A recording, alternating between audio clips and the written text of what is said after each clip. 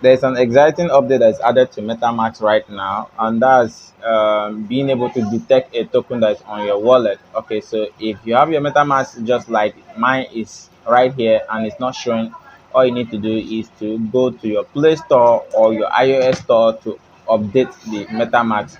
If you go to your Play Store, if just like if you're using Android, you will see that the update is available, so you could just click on update.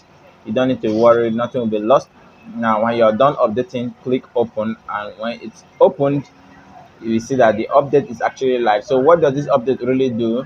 What is really new in this particular case is that if there's any token that is within your wallet that is not reflecting after swap or after whatever transaction, the MetaMask automatically just detects it.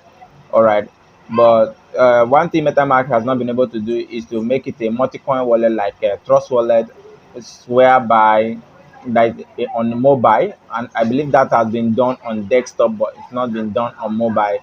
Okay, so now you could see I have ETC right there. So I have no hidden coin on ETC, so I have to switch to smart chain. And when I switch to smart chain, you could see that okay, one new token found in this account that is not reflecting. Yeah, there's one new token that is found that is not reflecting. So if you tap on it, it will show you what that token is.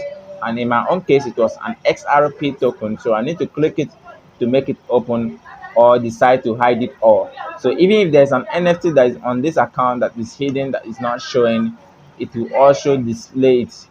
It will also display it, and the NFT will be shown. So subscribe to my channel for new content like this, and for updates like this. Make sure you like and share this video to friends.